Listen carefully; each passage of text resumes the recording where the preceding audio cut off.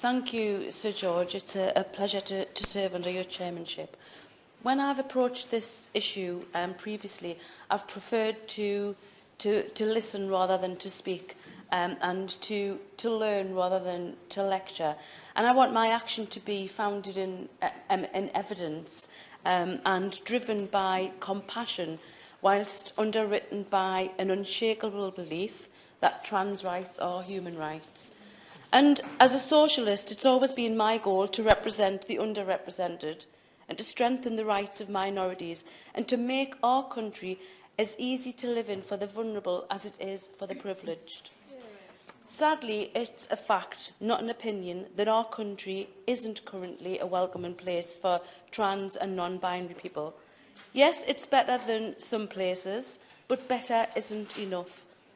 And it's little consolation to those affected, especially when the level of LGBTQ+ crime has doubled in the last 5 years. And as MPs, we have a responsibility to drive positive change that materially improves the lives of trans and non-binary people.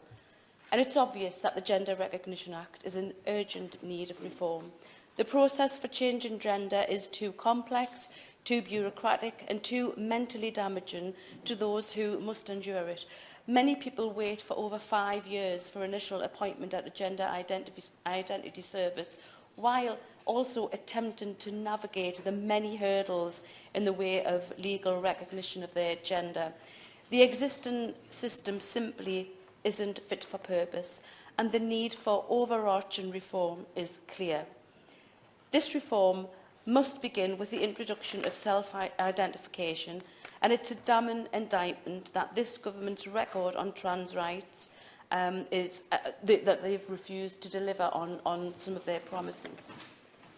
And there is very strong support for the introduction of self-ID and progressive reform to the Gender Recognition Act, with 137,000 people signing today's petition. The response to the government's own consultation on this issue showed overwhelming support for removing the need for the distressing and often humiliating bureaucratic hurdles that prevent people from achieving legal gender recognition, including scrapping the need for a gender dysphoria diagnosis, a medical report and the evidence that an individual had been living their preferred gender for at least 2 years. And whilst this debate is often portrayed as a clash of rights between the hard-won rights of women and the advancement of trans rights, the reality of the situation simply doesn't support this argument. In 2020, polling by YouGov found that 57% of women supported trans people being able to self-ID, with just 21% opposed. There's simply no contradiction between a feminist being a feminist and a trans ally. And I'm therefore keen to reject the culture war that some are all too happy to stir up, because to engage with it ignores the very real human element of the issue.